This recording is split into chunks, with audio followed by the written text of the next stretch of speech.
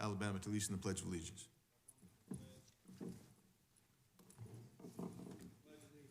To the flag of the United States of America, to the republic for which it stands, one nation under God, indivisible, with liberty and justice for all. Thank you, Representative Moore. Without objection, Chair is authorized to declare recess at any time. Everyone, we welcome you to today's hearing on the fentanyl crisis in America. I will now recognize myself for an opening statement.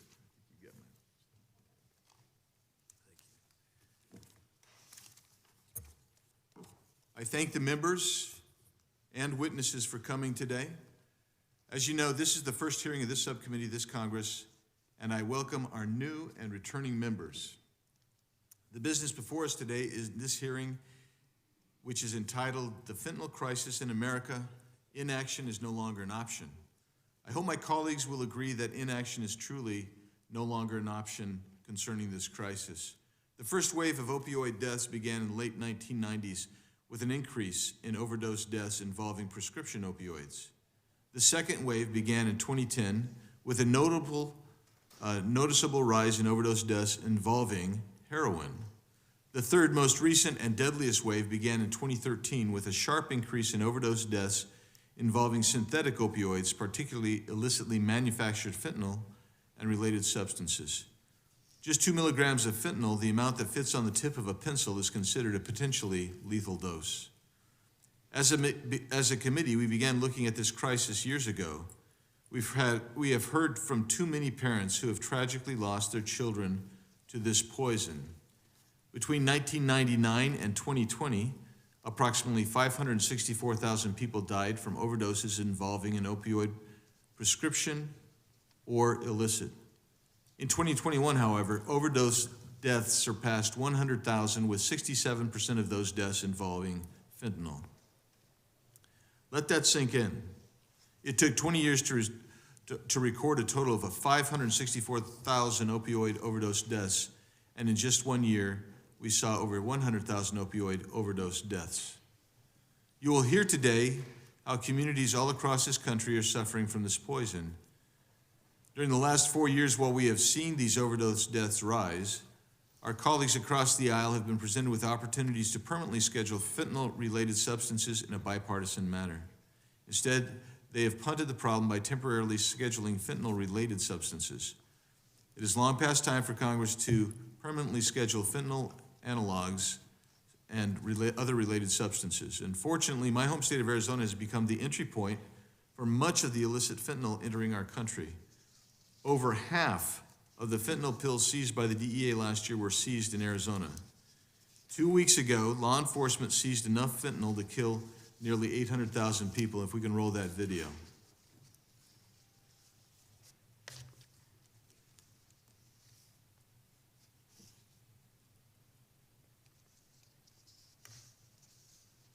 This was seized in the suburban Tempe suburb of Phoenix metro area. This was found in just one pickup truck. An individual traveling nearly 150 miles from the border was involved in a single vehicle accident, an auto accident, not a drug bust. When law enforcement arrived, they found 286 pounds, 1.3 million pills of fentanyl. And just this week, another 232 pounds of fentanyl worth $3 million was seized by San Diego Border Patrol from a car in San Clemente, California, 75 miles from the border, most of which were pills. I commend that these drugs were seized, but this just makes me more concerned about how many more of these hundreds-pound hauls we never identify that reach their point of distribution, the point where it can enter American towns, often through the mail, via sales that occur on social media. Now, I know our Democrat friends want us to believe that the farcical notion that all of the fentanyl crossing our borders is coming in through our ports of entry. They have said as much in recent hearings. They want you to believe that we're doing a good job detecting and seizing it before it can enter the country and destroy and take American lives. That's simply not true. And I remind them that it is the fentanyl that is actually seized that is found at legal border crossing points or interior checkpoints. That does not account for fentanyl that is not seized. And in fact, in talking to CBP and other DEA officials, I've been told that the actual amount seized is estimated to be somewhere between 10 and 15% of the overall amount of fentanyl that is being introduced into the United States. If we're being honest, it is the fentanyl that is not seized, obviously, that is killing and endangering our children and other members of our society. To ignore the smuggling that occurs between our ports of entry is simply irresponsible and dangerous. Just last month, Chief Patrol Agent John Maudlin of the Tucson sector testified that, quote, last year we seized about 700 pounds of fentanyl. To give you an idea, that's enough to kill everyone in Arizona 21 times, or half the population of the United States. That was encountered, 52% of that was encountered, so the majority of that was encountered in the field, predominantly being backpacked across the border. I'm going to emphasize that. 52% came across being backpacked across at the border. The other 48% was caught at the administration checkpoint. Will you roll the other tape, please?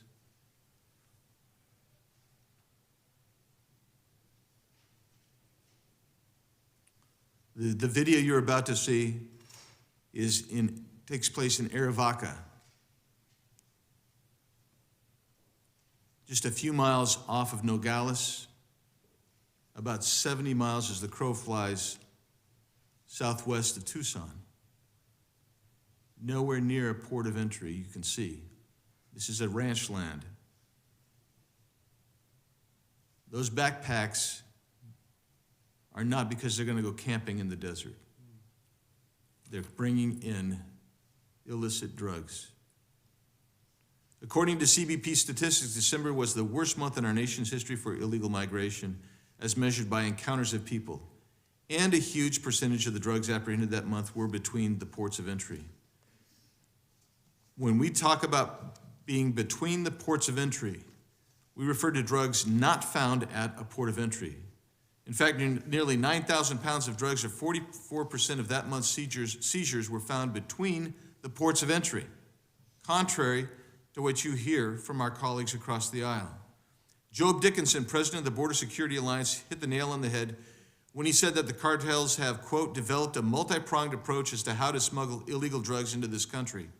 They don't just use one avenue, such as the ports of entry. They also use established smuggling routes and remote parts of the borders to get more drugs across, close quote.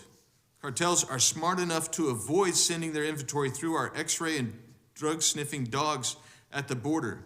They walk it through the gaping, unguarded holes in our border. The number one sector for opioid smuggling is the Tucson sector. Combating this poison and those who smuggle, manufacture, and sell it should be a bipartisan issue. We need to act together to stop this scourge. I recognize in our audience today Mr. Donald Holman. He previously testified on this topic more than 3 years ago. Tragically, like the Rockwells and too many parents across America, he and his family have been forever impacted by this crisis. Mr. Holman lost his son Garrett in 2017 after he took a synthetic opioid delivered through the mail. Since then, Mr. Holman has courageously been a tireless advocate to keep these dangerous drugs out of our communities. I ask unanimous consent to enter a statement from Mr. Holman into the record, and I thank him for his presence here today. Entered into the record. At this point, I now recognize the ranking member, the gentlewoman from Texas, Ms. Jackson Lee, for her opening statement.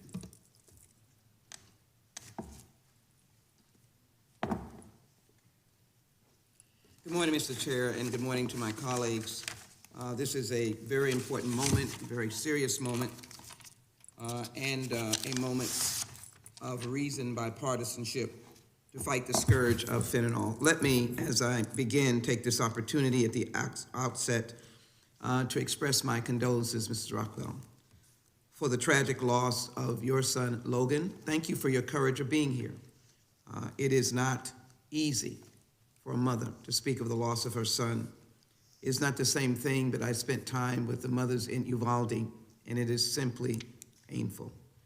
And so your presence here today is a stark reminder, as I said as I walked into this room, that we must be determined to fight the scourge of fentanyl. And we must break the cycle as well of drug addiction, and we must stop the loss of life from this deadly and terrible plague. Thank you for your presence here today. But we must also, as we go forward in this illicit fentanyl, work with our families, work with the nation on drug demands fueled by addiction.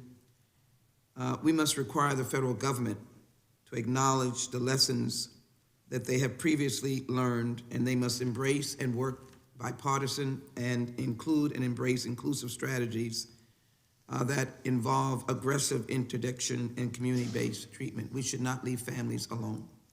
They must have our support. The unprecedented COVID-19 pandemic contributed to the rise in fentanyl-related overdoses beginning in 2019 as treatment, recovery, and prevention services were interrupted and schools, jobs, and mental health support faltered, especially for those suffering from substance abuse disorders. While the previous administration was focused on China building a wall on the southern border, fentanyl came in through the front door and exploded in this country. It is recognizable that China has a major involvement in fentanyl communicating with Mexico. That is, of course, a response that we have to deal with as it relates to that interaction. In 2021, fentanyl was linked to more than 1,600 fatal overdoses in Texas, with African Americans becoming the face of a second national wave of fentanyl-related overdoses. Around the country, many faces were the faces of fentanyl overdoses. Newly released data shows a heightened rate of overdoses in our minority communities, especially among seniors, disproportionately affected by fentanyl addiction, despite an overall decline of overdose rates. Far from the inaction, as the hearing title implies, the Biden administration and Congress have both taken decisive steps to address the scourge of fentanyl. To disrupt the supply chain of fentanyl, Democrats passed the fiscal year 2023 omnibus spending package, which included $60 million to hire 125 additional CBP officers and support personnel at ports of entry, and $70 million to strengthen non-intrusive inspection systems to scan vehicles. I've just come back from the border and talking to our very fine officers. They are working without ceasing. They are going more than the extra mile. We need to give them the resources. They need to be the Superman, Batman, and Mighty Man at the border to be able to assure that fentanyl has a stop sign before it comes into this country. This investment in interdiction resources is critical because the fentanyl supply chain crosses an ocean and several international borders, as I have said.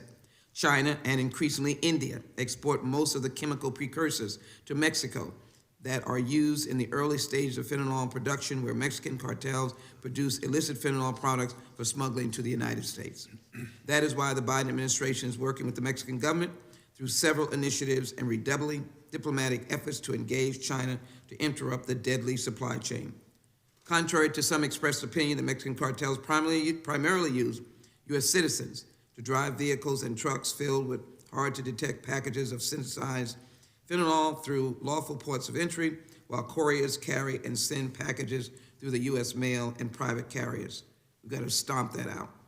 There is one major danger posed by the illicit supply of fentanyl that is particularly troubling: the production of fake or counterfeit pills, which have been found in every state and hold an often deadly secret. It has to be a collective effort. Last year, DEA agents said 4 out of every 10 pills on Houston streets were laced with fentanyl, leading users, including teenagers, to die without knowing what they took. That is why I intend to introduce a bill that will provide grant funding for teachers and other schools to have the necessary adverse drugs that help in other overdose reversal drugs on hand and receive training to administer them properly. My bill will also provide enhanced penalties that do not include mandatory minimums for online sellers and manufacturers of fake pills if death or serious bodily injury occurs. To educate the public, particularly young people and their parents, the Biden administration launched the One Pill Can Kill public awareness campaign to raise awareness of the dangers of fake prescription pills laced with fentanyl. Because the cartels mass-produce fake pills to resemble other Schedule II prescription opioids, such as OxyContin and Percocet, depressants such as Xanax, or stimulants like Adderall, even casual users of illegal drugs can be drawn into the web of the fentanyl trade with deadly consequences. The hard truth is that we can only temporarily disrupt supply of illicit fentanyl temporarily before another cartel, trafficking method, or analog moves in to take over the market that addiction creates. There is scientific basis to this. We're well aware of this chain of events. We can disrupt the flow, but we must also reduce the demand. Far too long, our country has chosen the wrong approach in fighting drug abuse alone. We've left parents and families, communities alone. Criminalizing addiction when people need treatment is a difficult and challenging pathway, and it impacts all of our communities, young and communities of color. That is why in the last Congress we passed the Rural Opioid Abuse Prevention Act, which several Republicans who sit on this very subcommittee voted against. That legislation provided funding to rural communities to combat the fentanyl crisis that they were facing, in addition to $104 million in grants and assistance the Biden administration allocated to the Rural Communities Opioid Response Program. I can assure you, those rural communities welcomed this help that they had not gotten before. It is important to stress that we must not make the same mistakes of fentanyl-related substances, or the synthetic opioids that we have seen happen before and have not gotten the job done. We've got to get the job done. We cannot have mothers coming to tell us the story of their beloved and beautiful child. As we learned through the crack epidemic of the 1980s, followed by amphetamine in the 1990s, and prescription drugs, and back to heroin once again, we cannot incarcerate our way out of this, out of the scourge of fentanyl and synthetic opioids. I'm concerned that banning the entire class of fentanyl-related substances without safeguards significantly may impact what we have to do in research and finding a way to stop this addiction.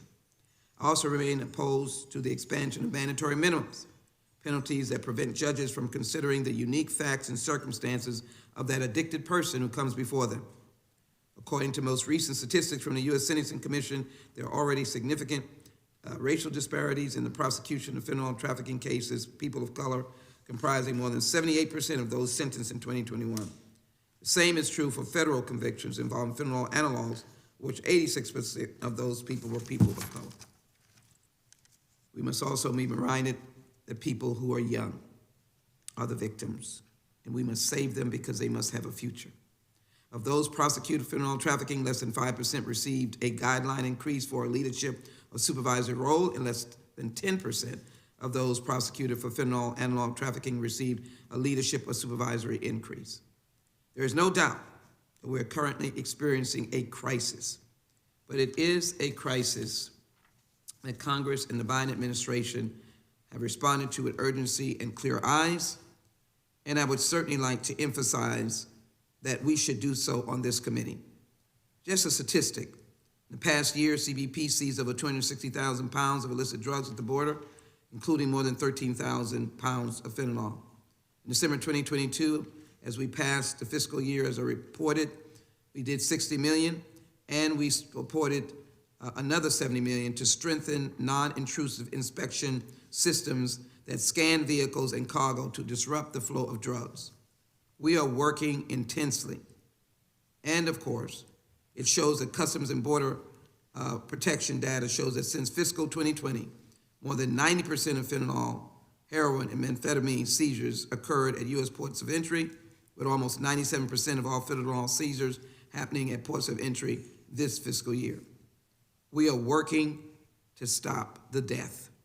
And in 2021, U.S. citizens accounted for 86.3% of fentanyl trafficking convictions, compared to just 8.9% of undocumented migrants.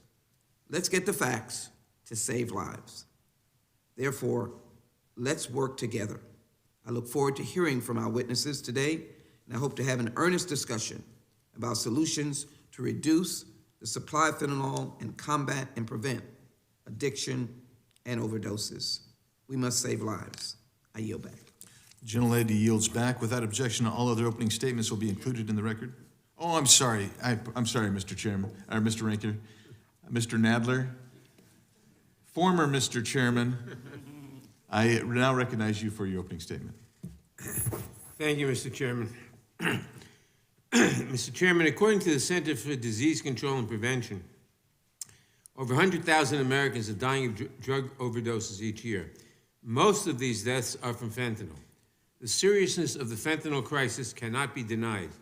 That is why Democrats have been working on solutions to address fentanyl trafficking, addiction, and overdose since it emerged as a threat to our communities. Last Congress, under a Democratic majority, we passed multiple bills to address the opioid epidemic. We passed the Rural Opioid Abuse Prevention Act, which expanded grant eligibility to fund pilot programs in rural areas that focus on reducing overdose deaths. We passed the Bipartisan Fentanyl Results Act, which authorizes 2 State Department programs that combat global drug trafficking. As part of the Consolidated Appropriations Act, we enacted 2 bills that make it easier for providers to offer addiction treatments that combine medication with other services. We did $430 million to modernize our ports of entry and help improve CBP's ability to detect illicit drugs.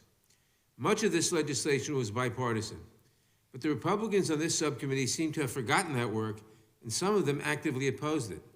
They titled this hearing "The Fentanyl Crisis in America. Inaction is no longer a problem." Republicans suggest that there has been no action to address this crisis, but they could not be more wrong. There has been action in Congress and by the Biden administration. Some Republicans would prefer different actions.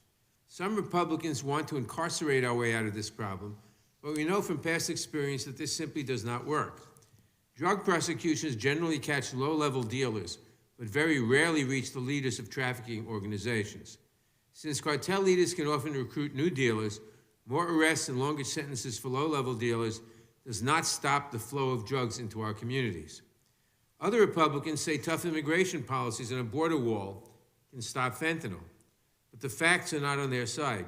While it is true that a great deal of fentanyl comes into the United States from Mexico, it is overwhelmingly U.S. citizens, not migrants, who are bringing it in. Fentanyl is not carried across the border in the middle of the desert, generally. It is driven in commercial trucks and passenger vehicles passing through legal ports of entry. That's why Democrats have supported investments in more law enforcement tools to detect illicit drugs. The fentanyl crisis cannot be used as another justification for mass incarceration or an excuse for harsh immigration policies that do nothing to prevent addiction. While fentanyl is especially deadly, addiction and overdose are not new. We must learn from the failures of our past and treat the fentanyl crisis not as a crime problem, but as a public health problem. We must get to the root causes of addiction and substance abuse, or we will end the war on fentanyl only to have a war on the next, even deadlier drug. We have begun to better understand the nature of addiction, and the public health approach is beginning to take hold. We have shifted the focus from how do we lock more people up to how do we save more lives. This shift has led us to get overdose prevention drugs like naloxone or Narcan to more first responders and more community members. These drugs are saving hundreds of thousands of lives. We are also making sure that those who do come into the criminal justice system because of their addiction receive appropriate treatment, whether through diversion programs that help people rejoin the community without incarceration or through treatment while incarcerated. These programs are not just about helping individuals suffering from addiction. They improve our communities because those who receive treatment are less likely to commit crime and more likely to find employment. Fentanyl continues to be a crisis. It is a crisis that members of both parties are working to address. Today, I hope we can explore more actions we might take together to prevent addiction and get to the root causes of drug abuse. I welcome our colleagues' concern about this issue. I hope they are sincere in their interest in joining this effort. Thank you, Mr. Chairman, and I yield back the balance of my time. Thank you, Ranking Member Nadler. Without objection, all other opening statements will be included in the record. We'll now introduce today's witnesses. Today, we'll first hear from Dr. Tim Westlake, who is an emergency room physician, the immediate past chairman of the Wisconsin Medical Examining Board, a former member of the Wisconsin Controlled Substance Board, and former member of the Governor's Task Force on Opioid Abuse. Thank you for bringing here Dr. Westlake. After Dr. Westlake, we'll hear from Ms. Erin Rockwell, who tragically lost her son Logan to fentanyl poisoning on Valentine's Day, 2021. Since then, she and her family have founded the Love Logan Foundation, which seeks to raise awareness and educate on drug addiction and mental health. We appreciate you and your husband being here today. Thank you for coming. We will then hear from Dr. Jeffrey Singer, who is a senior fellow at the Cato Institute, president emeritus and founder of Valley Surgical Clinics LTD, the largest and oldest group private surgical practice in Arizona, who has been in private practice as a general surgeon for more than 35 years. And then he will be followed by Mr. Derek Maltz, a former special agent in charge at the DEA, Drug Enforcement Administration. He's a national security and public safety expert who retired from the DEA after 28 years of service, including 10 years overseeing the Department of Justice Special Operations Division. He also previously served as chief of the New York Drug Enforcement Task Force. We welcome all of our witnesses here today. We thank you for appearing. We'll begin now by swearing you in. If each of you would please rise and raise your right hand.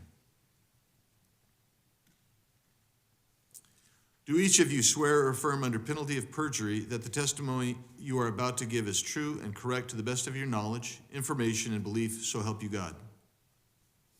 Record will reflect the witnesses answered in the affirmative. Thank you. You may be seated. Please know that your written testimony will be entered into the record in its entirety. Accordingly, we ask that you summarize your testimony in 5 minutes. The microphones in front of you have a clock and a series of lights on them. When the lights turn yellow, you should begin to conclude your statement. When the light turns red, your time has expired. If you hear me tap just a little bit, that means you're getting close, and we want to respect your statement and your time, but we do also want to make sure that we stay within that 5 minutes if possible. Our first witness would be Dr. Tim Westlake. Dr. Westlake. Chairman Biggs, distinguished members of the subcommittee, thank you for inviting me to testify and for your leadership. Let me start by clarifying what fentanyl-related substances are and why scheduling them as a class is a critical policy tool. Fentanyl-related substances, or FRSs, are highly active opioids almost identical to fentanyl, except for a tiny difference in their chemical structure created by changing a single chemical ingredient during synthesis in Chinese labs. The result of this tweak is a new potent opioid with the same deadly effects as fentanyl, and without FRS class scheduling would be legal until causing numerous deaths, raising them on the radar to be scheduled reactively by DEA. Strong FRS scheduling penalties will not stop users from using or traffickers from trafficking. The only thing it does is stop chemical companies from illegally producing them, which has in fact halted the very existence of new FRSs.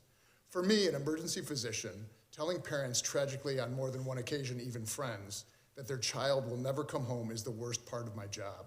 Inspiration for FRS class scheduling reform arose out of the tragedy of my friend Lori Badura's son, Archie.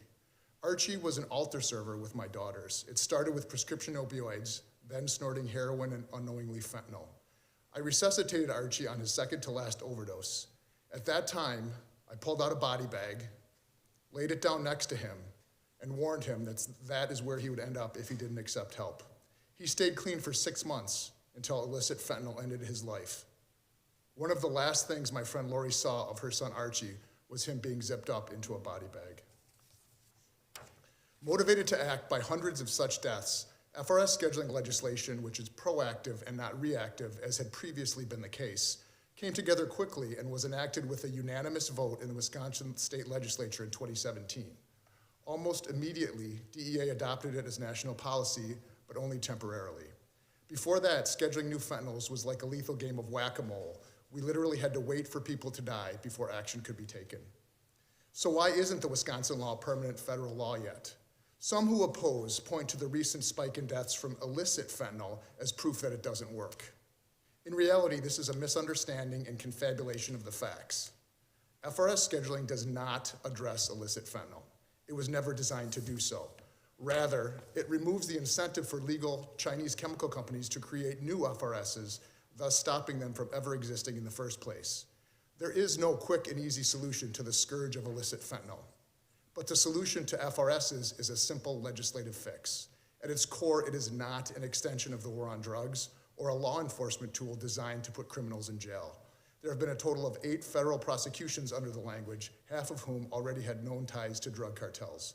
However, if Schedule I penalties were removed for FRS trafficking, then it would re-incentivize their creation and significantly weaken the law's most powerful proactive and preventative effects. It truly is the ultimate form of overdose prevention and harm reduction. To be clear, there has never been a prosecution for a non-bioactive FRS. Why is this? It's because there are no non-bioactive FRSs. All fentanyl-related substances encountered in research to date have been found to have potent opioid activity. One of them that was recently investigated is 7,000 times more potent than morphine. It is interesting to note that the major groups opposing scheduling are in fact mainly criminal justice reform and drug legalization-based activist organizations. There is a time and a place for criminal justice reform, but FRS scheduling is neither. Concerns raised about negative impact on research are purely theoretical and have already been addressed by discussions with stakeholders. These proposed research accommodations that have been signed off on are supported by the very agencies and organizations representing academic scientific research in the US, including the National Institutes of Drug Abuse, the National Institutes of Health, the Department of Health and Human Services, and the FDA. These agreed upon accommodations would significantly loosen research restrictions into studying all Schedule I substances, not just FRSs, and open up promising areas of substance abuse research. In conclusion, for 5 years now, FRS class scheduling has been federal policy, albeit temporary. I could not be more pleased about that and the big impact my small ID has had. According to NIFLS, the National Forensic Laboratory Information System, in a matter of a few short years, the creation and distribution of new FRSs from China has ground to a halt. For comparison, in New York City alone in 2016 to 2017, there were 900 deaths from FRS poisonings.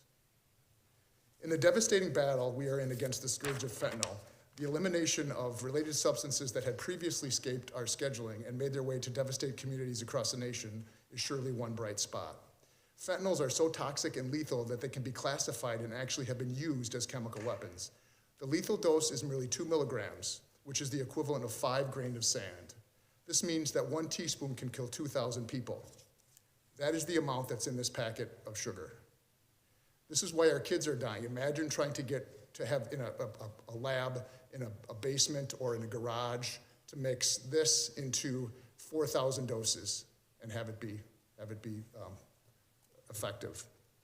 But FRS scheduling reform is only temporary until Congress takes action to make it permanent. It's imperative we work together to deploy every successful harm reduction tool in our arsenal. I urge you to permanently close the spigot of FRSs. The fact is, you can't die from ingesting something never created, nor can you be incarcerated for trafficking something that does not exist. That is the beauty and simplicity of FRS scheduling. Thank you for your time, and I look forward to answering questions. Thank you so much, Dr. Westlake. We appreciate your testimony. And now, Ms. Rockwell, I recognize you for 5 minutes. Good morning, Chairman Briggs and distinguished members of the subcommittee. Thank you for providing me to share our views on permanently scheduling FRSs and how it relates to our story. My husband and I are here today because we are grieving parents walking through an unimaginable experience. We are founders of the Love Logan Foundation, and we reside in Wisconsin. I'm a mom of 2 beautiful boys, and I'm also a licensed clinical therapist, and I've built a thriving private practice working with families and children in mental health. Through our advocacy, we have hopes for change and action so that other families will not have to suffer the needless and grievous loss of a child or loved one to fentanyl poisoning. We recently established this 501(c) nonprofit after losing our oldest son, Logan, forever 19, to a fake pill containing fentanyl. Logan died on Valentine's Day. We received the call that no parent ever wants to get. Logan was found dead in his dorm room at the University of Wisconsin-Milwaukee in his freshman year. His toxicology report showed 3 different forms of fentanyl. 3 different forms. He was poisoned. Even though my profession is so focused on helping people in various areas of mental health, I, as his mom, did not even know about fentanyl poisoning or the severity or lethality of it until his tragic death. Unfortunately, we have met way too many parents who have lost children to this deadly poison. They were all unaware, as we also were. Logan, he was a kind, caring, smart, and creative young man who had his whole life ahead of him. He had a great sense of humor, he loved animals, and played baseball for many years. Being a mom of 2 beautiful boys was the most important thing in the world to me. We raised Logan and his younger brother, Caden, in a nurturing and loving home. We vacationed and we camped. We celebrated birthdays. We went to church. We played sports. We spent consistent time together. I tell you these things about our family to make the point that no family is immune to this danger. This could happen to your family. Fentanyl does not discriminate. It is a poison. Logan went to college in the fall of 2020, and he tragically never finished out his freshman year. His brother Caden, just 14 months younger, experiences daily battles of depression and trauma and side effects from his death. For all of us, losing Logan was like a bomb going off in the middle of our family that we had built our life around. This explosion killed our son, and he killed Caden's brother. The aftermath of a completely unexpected and devastating death like this is unexplainable until you actually experience it. This weapon is called fentanyl. Through our grieving process over the past 2 years, we have realized the impact this crisis has had on our nation. And today, I sit here not only on behalf of Logan and our family, but also for every single family in this country that has suffered the loss of this tragic drug. There is an urgent need to confront the growing threat of fentanyl from every angle in our country. According to the DEA, fentanyl is now the leading cause of death in the United States for people ages 18 to 45, and the kids are getting younger. These are the ages when young adults, when Logan should have been thriving and excelling, but instead thousands of them are dying with increasing numbers, and death leaves no opportunity to recover. These kids are not able to learn from their mistakes as they once used to. We have connected with families all over the country through our devastation, and we have learned that coming together is a powerful way to change lives and change laws and take political action against those who are killing our children. The temporary scheduling of FRS has shown to deter the creation of new FRSs, which is one clear way in protecting our country. Therefore, we know permanent scheduling of these substances is a solid shield we have to fight the fentanyl crisis. If you are questioning whether this bill should be passed, I'm going to ask you, how can you focus on theoretical rights of criminals over the rights of our children? Children just like my son, Logan. Permanent scheduling symbolizes a proactive and bipartisan approach to this crisis. United we stand, divided we fall. United we stand, divided we fall. This is a phrase that has been used for hundreds of years to inspire unity and collaboration. Its one concept lies in the collectivist notion that if individual members of a group work on their own instead of together, they are doomed to fail, and we all will be defeated. Do you believe in any way that our country is being defeated by this poison developed in Chinese and cartel labs? I'm going to ask that question one more time. Do you believe in any way that our country is being defeated by this poison developed in Chinese and cartel labs? Ms. Rockwell, if you could please read. I can tell you that I believe we are, and many others do as well.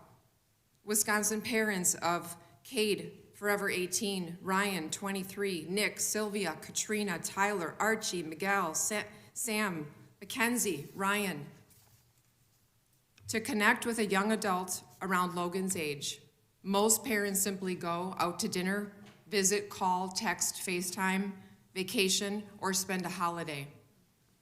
To connect with our son Logan, we have to look at a sunset, a rainbow, listen to a song, look at a picture, or wear his fingerprint around our neck. This is what fentanyl does. It changes everything, our past, our present, and our future. In conclusion, our family's story, Logan's story, is just one of tens of thousands that have occurred and will keep occurring if we do not take action to slow down and ultimately stop the explosion of this deadly poison. We hope by sharing our experience, we can give meaning to Logan's ultimately untimely loss and honor his life and leave a significant legacy to protect other families from this devastation. Thank you for your time and opportunity to tell our story. Thank you, Ms. Rockwell. Dr. Singer, you're recognized for 5 minutes. Thank you, Chairman Biggs, and my deepest condolences to the Rockwells, members of the committee. I've submitted written testimony, which I'll summarize here. Leaders and commentators often refer to the fentanyl overdose crisis as an epidemic or an invasion, but these are inappropriate metaphors. Fentanyl is not a viral pathogen that jumps from host to host or a hunter seeking a defenseless prey. The influx of fentanyl is a response to market demand. More crucially, fentanyl is just the latest manifestation of what drug policy analysts call the iron law of prohibition. The shorthand version of the law states, the harder the law enforcement, the harder the drug. Prohibition incentivizes the creation of more potent drugs that are easier to smuggle in smaller sizes and can be subdivided into more units to sell. The iron law is why cannabis THC concentration has grown over the years, is what brought crack cocaine into the cocaine market, is why fentanyl replaced heroin as the primary cause of overdose deaths in the United States. Fentanyl-related overdose deaths started rising in 2012. By 2016, they eclipsed deaths from heroin and diverted prescription pain pills. By 2017, fentanyl was found in more than 50% of opioid-related overdose deaths. And by 2022, as we know, it was involved in roughly 90%. Now we're getting troubling reports about the veterinary tranquilizer xylazine, which users call tranq, becoming an additive to fentanyl and other illicit narcotics. This tranquilizer greatly potentiates the opioid's effects, producing powerful highs. Adding this potentiator, again, enables illicit opioids to be smuggled in smaller sizes and subdivided into more units. Xylazine makes blood vessels constrict, and if it gets into the tissue surrounding blood vessels, it can cause tissue death and deadly soft tissue ulcers. Some ulcers become so severely infected that surgeons must perform life-saving limb amputations. What makes xylazine even more deadly is that it's not an opioid, and overdoses from it, which make people stop breathing, cannot be reversed with naloxone. And the iron law hasn't stopped with tranq. In 2019, health departments in Europe and the US began seeing the synthetic opioid nitazene in overdose toxicology studies. Last fall, the Tennessee Department of Health reported nitazene-related overdose deaths increased fourfold between 2019 and 2021. Ciba-Geigy developed nitazines in the 1950s but never brought them to market. They're estimated to be roughly 20 times more potent than fentanyl. Fortunately, naloxone reverses nitazene overdoses, though it might require multiple doses. Because most health departments haven't been testing for nitazines, we're unaware if nitazines are becoming more prevalent among black market drugs. Yet I wouldn't be surprised if 2 or 3 years from now, we're talking about the nitazene crisis instead of the fentanyl crisis. Border closures, lockdowns, and other pandemic policies made it more challenging to transport opium to drug dealers to process into heroin. And pandemic-related supply chain problems created shortages of the commercial chemical acetic anhydride that is used to complete the process. On the other hand, fentanyl and fentanyl analogs can be easily made in clandestine labs by modifying its fundamental ingredient, piperidine, which is in abundant supply. And because fentanyl and its analogs are entirely synthetic, drug cartels don't need to rely on growing and transporting opium. All these factors made it an easy business decision for the drug cartels to switch out heroin for fentanyl. With pandemic policies relaxed, it still makes sense for the cartels to stick with what works. Adding fentanyl analogs to Schedule I is ill-advised. First, many fentanyl analogs are medically used to control pain and assist in anesthesia, such as sufentanil, alfentanil, and remifentanil. And an outright ban on developing a category of fentanyl analogs will stifle advances in therapeutic research. Besides, placing a drug on Schedule I won't deter drug cartels. Heroin has been on Schedule I for more than 50 years. It's not deterred heroin trafficking. There's no evidence that placing fentanyl analogs on Schedule I drugs will work any better to reduce overdose deaths. Threatening drug dealers with life in prison or the death penalty is also unlikely to deter the drug trade. Most drug dealers already factor in the risk of death when they get into the business and are correctly more afraid of getting killed by rivals than by the U.S. Department of Justice. Prohibition makes the black market dangerous because people who buy drugs can never be sure of the drug's purity, dosage, or even if it is the drug they think they are buying. As a parent and grandparent, my heart breaks whenever I hear stories of teenagers who thought they were buying Percocet or something like that on the black market and died because of an overdose because the pill contained fentanyl. Those young people were not seeking and did not know they were buying fentanyl. The black market killed those youngsters. I urge the subcommittee to avoid doubling down on policies that will not only fail to stem the flow of illicit fentanyl, but will fuel the development of even more deadly replacements. Thank you very much. Thank you, Dr. Singer. Now we recognize Mr. Maltz for your 5 minutes.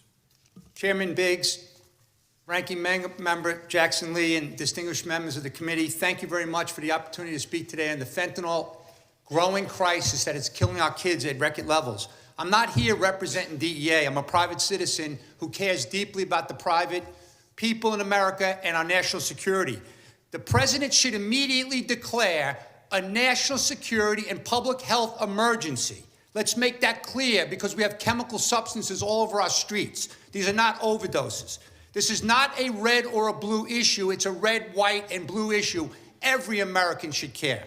As the leader of DEA's Special Operations Division for the last 10 years of my career, I had really nice optics on the growing Mexican cartels and also the growing role of the Chinese criminal networks that have been doing a bombing campaign on our country with synthetic drugs. They are being made in labs in China. They're also being made in labs in Mexico at record levels, and this is a game changer for America. This is different. This is not the same opioid crisis. The Chinese criminals are providing critical money laundering services, and they're also providing the mass amounts of chemicals to make the poison. The cartel Jalisco New Generation and the Sinaloa cartel are the enemy of our children.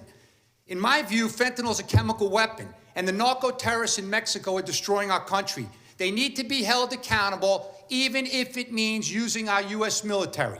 The cartels are taking total advantage of weak security at the porous border, killing more Americans than any terrorist organization in the history of the country.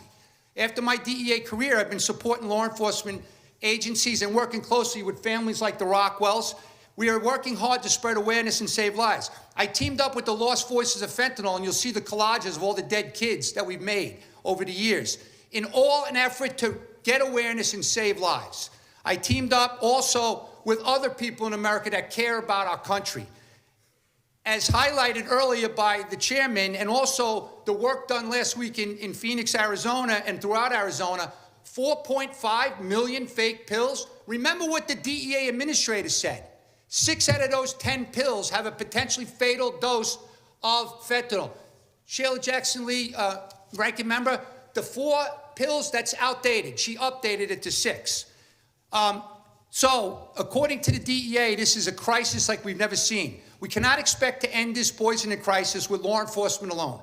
Addicted people need help, mental illness is on the rise, and kids are sadly turning to these pills for help. They're using social media platforms to get what they need. It's as simple as ordering food. The cartels are invaded our homes. They are supposed to learn from mistakes, not die from mistakes. So the question to everybody in America, where the hell is the Department of Education? Where are the public service announcements? Why can't the White House team up with professional athletes and celebrities to get video reels to the kids on social media? Because that's what they'll see, and that's what they'll respond to. Protecting the kids must be number one.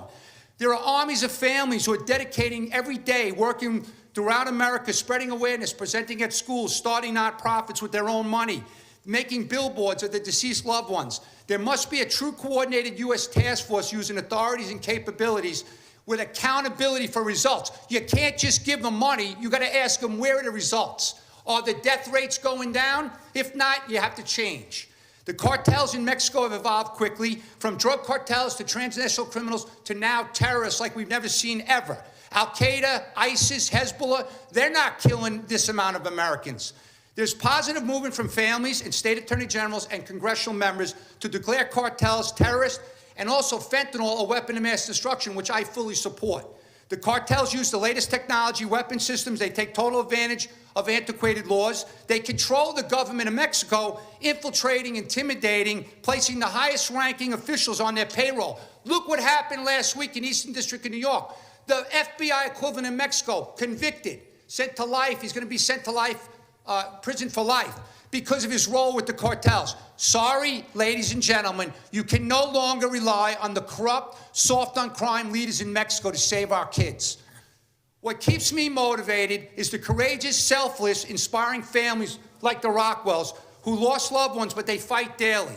Look at the amazing work of the Families Against Fentanyl. They're the ones going through the CDC data. They're the ones telling America about the rising rates of these kids dying. Isn't that the job of the U.S. government? What am I missing? CDC, where are the accurate and timely stats on fentanyl deaths? During COVID, we saw it every night on TV. The crisis needs an Operation Warp Speed. Kings County, Washington, the medical examiner, 35 dead in the first 21 days. They don't have enough cooler space out there. San Diego, 25% increase in fentanyl-related deaths in 5 years. As the younger kids are dying, every parent is wondering, why isn't there a sense of urgency from the White House? Where's the leadership on this fentanyl poisoning crisis? Why are the social media companies able to get away with killing the kids on their platforms? And why is it that this continues? Dr. Gupta, almost done. Dr. Gupta, this is the worst drug crisis in the history of the country. He said it's unacceptable to him and the president. He also said it's a direct and surging threat to national security and public health. So I ask, if it's a new era of drug trafficking, where's the new era of aggressive action to destroy the production labs? Thank you very much, Chairman, and I apologize for going over, but it's a very important topic. Thank you, Mr. Maltz. Now we will proceed with the 5-minute rule for questioning. I recognize the gentleman from Texas, Mr. Nels. Thank you, Mr. Chairman. Dr. Singer, in your testimony, you state, quote, fentanyl is just the latest manifestation, what drug policy analysts call the iron law of prohibition. The harder the law enforcement, the harder the law. Enforcing prohibition incentivizes those who market prohibited substances to develop more potent forms that are easier to smuggle, end quote. Doctor, I was a law enforcement officer, served in it for 30 years, as a sheriff of Fort Bend County for 8 years, large agency. And I can tell you, sir, in my humble opinion, you, sir, are wrong.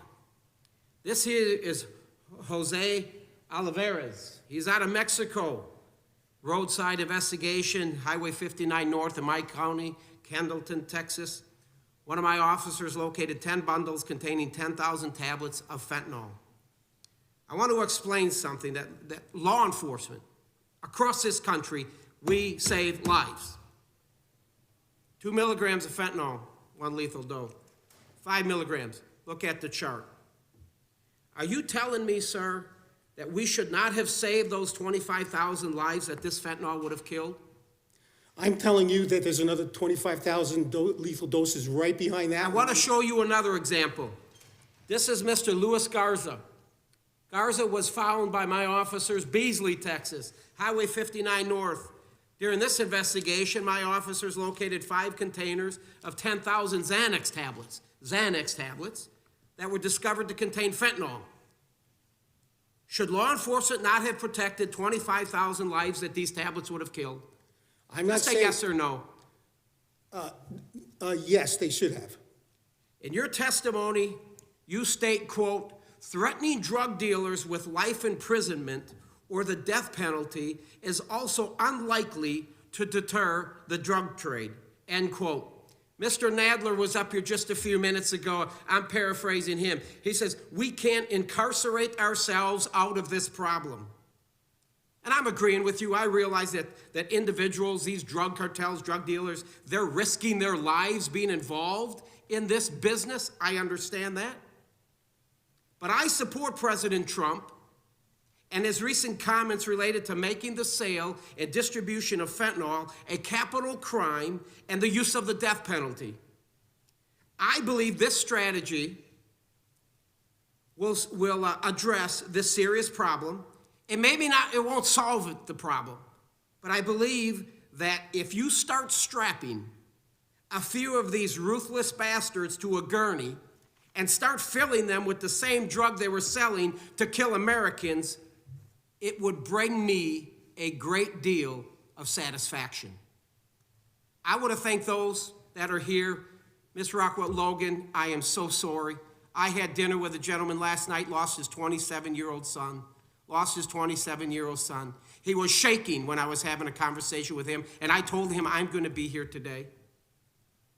I'm sorry for your loss. I will do everything in my power to secure our southern border, to support our law enforcement, to make America first, to make America great again, and stop this deadly drug from making its way into our communities. Thank you. I yield back. Oh, I yield my time. Thank you for yielding, and thank you for your questioning. I want to make this point because I think it needs to be made based on some of the statements from my friends about this issue, who I think are sincerely concerned as well. The movement of illegal aliens across our southern border is unbelievably high. I mean, we're talking over 2 million encounters last year, not to mention 1 million known gotaways. The Border Patrol is distracted by dealing with those individuals that are surrendering. 1 million people, as I showed in the video earlier, coming across in camo and backpacks. They're not coming on holiday. They're coming to poison our children and our citizens. The border control vacancy that occurs because we have, I know some of you are very familiar with Arizona, the Tohono O'odham Reservation, 62 linear miles on the border. 62 linear miles. Basically times where no one is there to patrol because they're dealing with the surrenders and gotaways. Please remember that. This is coming and pouring across our southern border. With that, the time's expired, and I will yield to the gentlelady, the ranking member from Texas, Ms. Jackson Lee.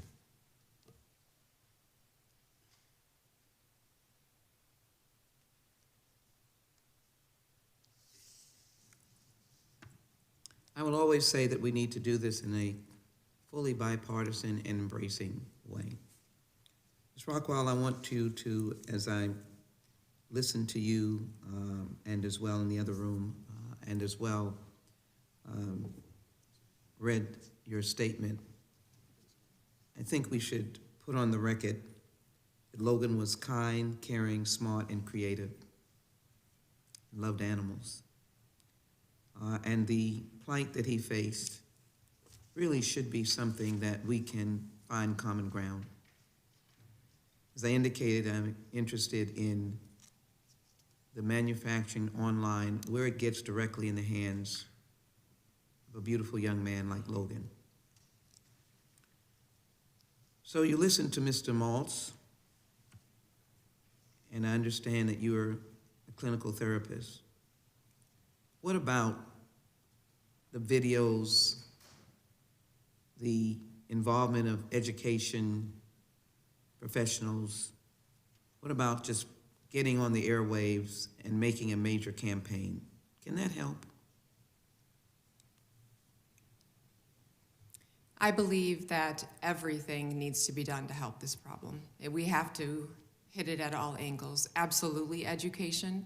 I spoke in front of about 120 young kids yesterday morning, and over half of the room had never even heard about fentanyl, and probably 95% never heard about Narcan or naloxone. So education is huge. It's important, just as important as this and the border. I believe it has to be hit from all angles.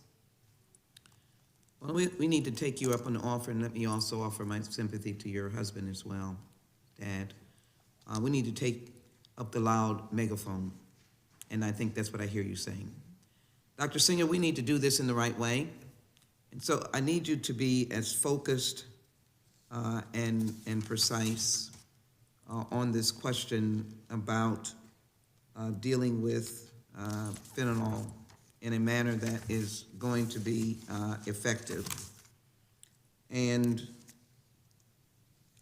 the question of research and the medical use, can you explain how important, and that is even this scourge of the epidemic of attacking our nation in terms of addiction and deaths, how do you interject the fentanyl research so that we can be common sense focused to save lives, but to deal with the research that medicine needs to do?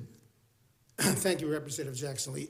Yes, actually, as we know from past experience, classifying a particular category of a fentanyl analog as Schedule I, meaning no accepted medical use, basically cuts off any opportunity to do research on the drug going forward. And I think nobody can ever know that there's not going to be something good discovered. We cut off psychedelics 50 years ago from research, and just now we're starting to realize the many useful, many lives that could have been saved over the last 50 years, but research was completely suppressed. And the FDA is about to finally legalize MDMA maybe this year. Marijuana is still Schedule I, and could anybody with a straight face say that it has no accepted medical use? So first of all, just as a matter of principle, to completely block research into a certain area because you've decided in advance that it's not going to lead to anything positive, I don't know how anybody could ever know that. They probably laughed at people who suggested you can get penicillin from a bread mold, but we did. So that's number one. Number two, I think it's a distraction to focus on permanently outlawing FRSs because, as Dr. Westlake himself admitted, it did nothing to lower the overdose crisis. We're here to be focused on why are people dying from fentanyl overdoses, and this is sort of like a little shiny object on the side. So we get rid of FRSs. Meanwhile, I think the next thing we're going to be dealing with is nitazines or tranq. We're already hearing in the East Coast cities, we're hearing horrible stories about xylazine making its way with fentanyl and other products. Let me pose some other questions. Dr. Westlake indicated that the creation of a new fentanyl-related substance had ground to a halt internationally. Do you agree with that proposition? I really don't know you could say that. Just like it's been said on this committee that we don't know how many smugglers have smuggled. And then my last point is the drugs that provide the adverse reaction, alcohol and others, drugs, how important it is that our communities have access to that, schools, police, etc. Are you talking about the gentlelady's time's reversals? expired, Yes, but you can answer the question. Thank you, Dr. Mr. Singer. Chairman. I think it's very important that drugs that block or are antidotes to the opioid-related overdose deaths are made readily available. Naloxone has been around since the 60s, and there's good reason to believe from recent reports from the Food and Drug Administration they may actually make it available over the counter this coming month of March. So let's hope they do. I will engage with you on that. Thank you so very much. I think it's very important. Thank you. The gentlelady's time has expired, but I'm going to recognize her for a point of personal privilege to introduce a guest she has today. I'm delighted. I know that she'll take this information and we will collaborate together, but I'm delighted to have Councilmember Carol Evans-Shabazz, represents what we call District D for Destination in Houston, Texas, who is here to advocate for children, for economic involvement or investment, and to represent the city of Houston. Thank you so very much for being here. Thank you and welcome. Glad to have you with us today. Chair recognizes the gentleman from Alabama, Mr. Moore. Thank you, Mr. Chairman, and certainly I appreciate all the witnesses being here today. And Ms. Rockwell, we are certainly give our condolences to you and your family for the loss of Logan. Thank you all for being here. It takes a lot of courage to do what you did today, but I think more than anything, that's an opportunity from a personal standpoint to reach so many children in this country who need to hear that story coming from a mom's mouth and telling it like it is out there. So thank you again for being here, and we appreciate that. And Mr. Maltz, I've been to the border three times, and the one thing that I think that the Biden border policies have done, they've created number one, we have an invasion on the southern border, 5 million people since he's been in office encounters. The one thing that I noticed that it kind of concerned me, and I don't know if you've heard this, but there's a price now for human beings to be shipped across our southern border, and they're dealing with the cartels. And so the prices we heard were about, well, this is a few years ago, but last week the testimony in Yuma, Arizona is now $6,000 a head if you want to come into the U.S. from Mexico or Guatemala, any of the Triangle Nations. And if you're coming from Russia, it's up to $19,000. 100 countries, I think 106 countries come through Yuma. But the thing now that in our we talk about securing those points of entry on the border, and I assume we're spending some money in doing that wisely, but the thing is, the porous border between those points of entry, the cartel have figured this out. And so I was told, and I don't know if you've heard this, and maybe you can help shed some light, but many of these people don't have the money to come to the U.S., and so they cut a deal with the cartel. And there's one of two options. They either going to be indentured servants or slaves. They're going to make payments to the cartel. But the other option was backpacking heroin, cocaine, or fentanyl across the U.S. southern border. Have you heard of any of those stories? We're just trying to get to the bottom of what these policies are doing and why we're seeing such an influx of people, number one, and drugs, number two. Thank you for the question. I mean, the cartels run a multi-billion-dollar enterprise, and as you pointed out, there are some experts that suggest they're making more money from the migrant smuggling now than drug smuggling.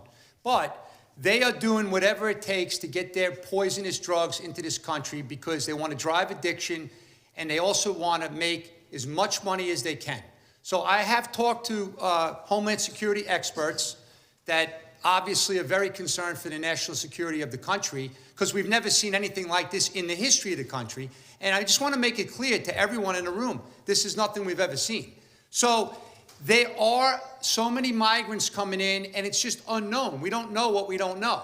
That's why I get a kick out of this POE, concept, because there's more deaths in America than we've ever seen. There's more seizures at the POE and the border that we've ever seen, and there's more seizures throughout America by law enforcement than we've ever seen. So obviously, putting some more X-ray machines at the POE is really awesome. I appreciate that, but that's not going to stop the tsunami of deadly drugs coming into this country. That's why we got to destroy those production labs and can't rely on Mexico to do it. That's a very valid point. Richard Nixon, 50 years ago, he started the war on drugs with just over 6,000 deaths in this country. We had 107,000 people die last year from fentanyl poisoning. And unfortunately, many of them are young and they're getting younger, 18 to 45, I think. So, you talk about they'll stop at nothing. We actually, one spot in the border, y'all remember the two little girls they dropped over the border, the 3-year-old and the 5-year-old? They climbed up a ladder at the top of that wall, I don't know, it was 14, 15 feet, and the cartel dropped those two children. And as the border agents, we went to that spot, as the border agents ran to that spot, there was an opening 1 mile away where they were shipping their drugs through. So they used those children as decoys, and that's what they're doing with these migrants. They'll send them in waves across the southern border, and as a CBP, the CBP is now nothing more than a concierge service. They can't focus on stopping the drugs because they're too busy trying to process people in and get them to the points of entry or wherever they've got to take them to get them shipped in a bus to somewhere in our country. But anyway, I want to thank you for being here, sir, all of y'all for being here. And Mr. Chairman, I'll yield the remainder of my time to you. Thank you, Mr. Moore. So we heard about that U.S. citizens are driving and bringing fentanyl up. They're coming through the ports of entry. Now, why is that? Because the cartels are hiring U.S. citizens because it's easier for a U.S. citizen to actually drive through a port of entry than a foreign national. But it's the cartel that's controlling it. Even our testimony last week said there is nobody that enters the U.S. without the cartel controlling it. And I'll give you an example. We went out in this ridiculous caravan the other night to go to the border. As I got in there, caravan I said, nobody's coming, because the cartel would see 30 cars coming, and they're not going to allow anybody to come. Nobody came. Not until everybody had gone, and then they started the flow again. Ladies and gentlemen, we don't even control our own southern border. I regret to tell you that we've been called for votes on the floor. I'd ask our witnesses to please, you may take a recess. We will probably be back here in about 45 minutes, and we're going to be in a recess for 45 minutes, and then we'll continue the hearing. Thank you. We're in recess.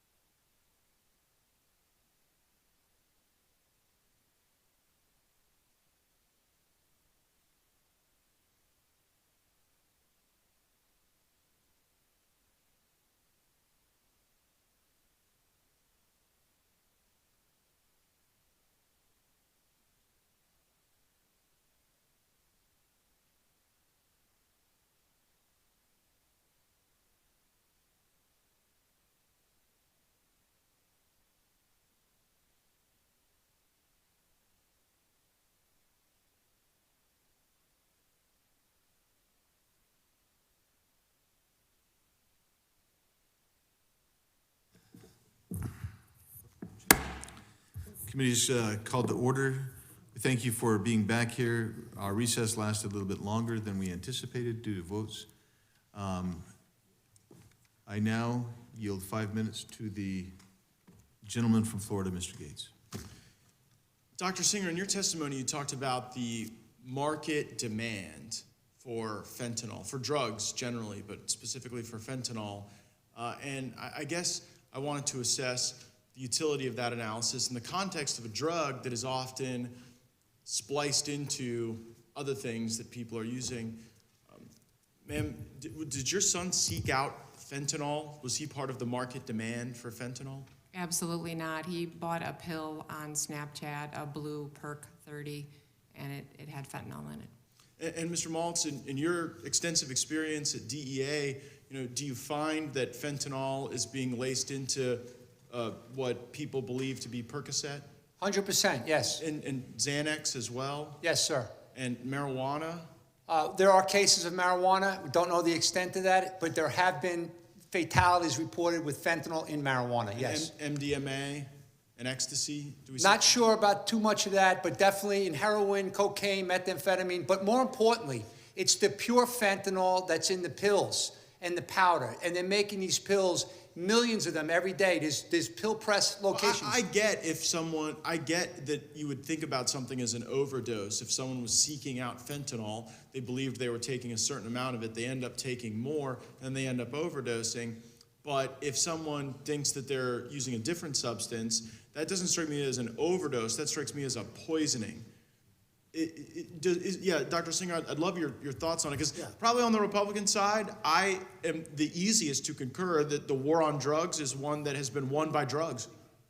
Yeah, well, Congressman Gates, maybe you misunderstood me. There are some people who actually want fentanyl, but for the most part, it's prohibition and the black market that it created that is responsible for this. Because, as I mentioned about the iron law of prohibition, that is what incentivizes the cartels to come up with more potent forms. So initially, around 2012 or so, we were seeing fentanyl appear as a mixture with heroin to boost its potency so that they could smuggle it in smaller amounts and sell it into more units.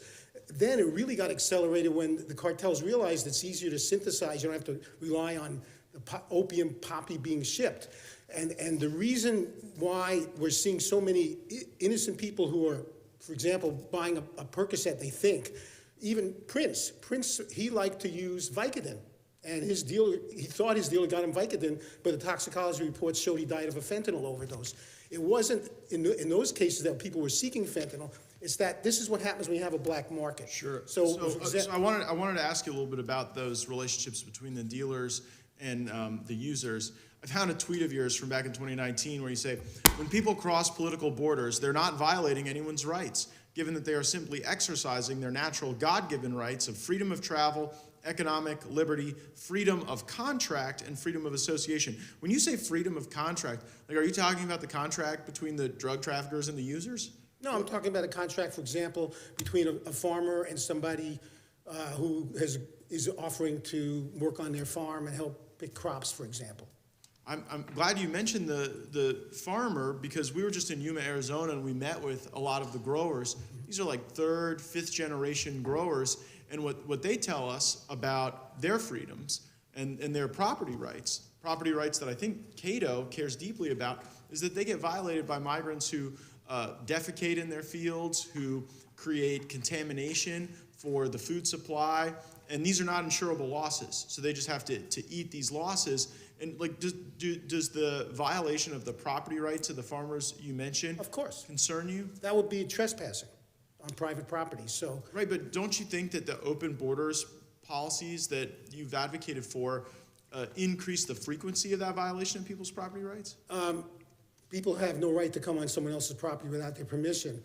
I'm not here as an immigration expert, but I can tell you as a libertarian, the overarching principle is that our fundamental inalienable rights are not limited to people in the United States. It's a human phenomenon. All humans have the right to freedom of movement. But not across somebody else's property, right? I beg your pardon? Not across somebody's private property. Not private property, no. Do you think that everybody in the world has freedom of movement across our border? Unfortunately, no. But you would like that to be the case. Well, I think borders are for governments and not for people. I don't know, Dr. Borders Singer. is to define See, I where would observe that laws- governments have to govern the conduct of people, and that the role of our government is to secure our border, and that if it's open, it's the property rights you're concerned about and the life and health of our fellow Americans that continues to degrade. But I appreciate the colloquy and appreciate all the witnesses being here. I yield back. Gentleman's time's expired. I call upon and recognize the gentlelady from Pennsylvania, Ms. Dean. Thank you, Mr. Chairman. I want to thank all of our witnesses for testifying today for this important discussion. First, let me extend my sincerest sympathies to the Rockwell family for your indescribable loss of Logan, to you, your husband, and your son. I'm very sorry for the loss of your beautiful boy. You have lived a nightmare that many parents fear. My family faced the diabolical opioid crisis ravaging this country because our middle son was addicted to opioids, and we went through an awful lot of trauma around that and misunderstanding him and what was affecting him, and he is now 10 years in recovery. And I think it is really only but for timing, perhaps, that we didn't lose him to fentanyl, because 10 years ago, it was not so prevalent. So God bless you and God bless Logan, and I want you to know that we have a bipartisan new caucus, and it is bipartisan, to work in a bipartisan way, and it's called the Bipartisan Fentanyl Prevention Caucus. So I'm delighted to join Rep. Issa, Rep. Neguse, as well as Rep. Calvert, to work on this issue, to save lives. During both the Trump and Biden administrations, the federal government noted increasing numbers of overdose deaths. People have said it here today, 108,000 in 2021, 70% of those involving fentanyl poisoning. So treating fentanyl and related substances with severity, as the Biden administration and the Trump administration did, is one step. Just last year, Congress authorized $60 million for additional CBP officers and $70 million for inspection technologies. All of those things are what we must do. We know that much of these substances is coming through legal ports of entry. The result of that investment was an additional 13,000 pounds of fentanyl seized.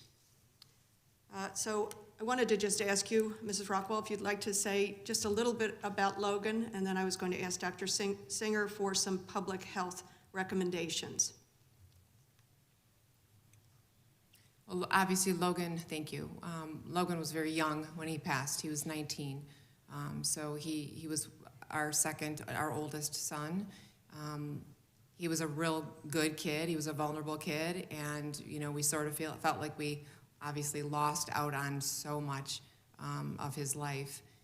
Logan, the night he passed, he was upset. He was distraught. He was extremely upset. His girlfriend and him were fighting, and he was on FaceTime and took the pill while his girlfriend was on FaceTime with her. He sought out the pill on social media, and that's how he passed. I'm very, very sorry, and this committee has heard from other parents who have lost the indescribable, heart-crushing loss. Dr. Singer, in your testimony, you talked about the sadly, natural progression of this drug crisis. This one began with pharmaceuticals, evolved to heroin, then fentanyl, now synthetics, and now we're even talking about tranq and some other horrific substances.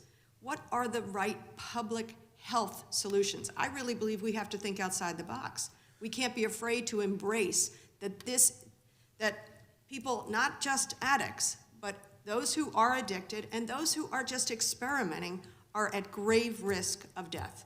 So what are the public health things we should be doing? Well, thank you for that question. In fact, what we need to do is, instead of just focusing on the supply side, we need to focus on protecting people who are using drugs from the dangers of fentanyl and other even more deadly contaminants. I have a chapter actually in the Cato Handbook for Policymakers that was just released that deals with this. Among the things that this committee could do is, for example, our drug paraphernalia laws make it illegal for a person to hand out a fentanyl test strip, or now they make xylazine test strips for tranq, because that's considered drug paraphernalia as testing equipment. Many states are changing their laws to allow that. Both red and blue states, South Dakota did last week, Arizona did a year ago, but there's also federal paraphernalia laws. Another very important thing, in my opinion, is for this committee to consider either repealing or amending 21 U.S. Code Section 856, also called the Crack House Statute. I have a policy brief that came out yesterday about this. Overdose prevention centers have existed throughout the developed world since 1986, when they first started in Switzerland. They're in 16 countries. There are 147 of them in 91 locations. We are an outlier. 38 are in Canada, 25 are in Germany, 14 are in Switzerland. But we're an outlier because our federal law prohibits people from helping their neighbors by setting up centers where they can be brought inside and used in a safe environment and have people standing by with naloxone. I see my time has expired. I thank you both for the conversation, and I couldn't agree with you more. I said to people in my district... The gentlelady's time has expired. I agree with your recommendations. Thank you. Thank you. Gentleman recognized chair recognized the gentleman from Wisconsin, Mr. Tiffany. Thank you very much. Ms. Rackwall, you make all of us Wisconsinites proud today. Do you know the statistics from 2019 to 2021? There's nearly a doubling of the number of deaths in Wisconsin from fentanyl. Is any state exempt from this in your travels? And I agree with you, Mr. Tiffany.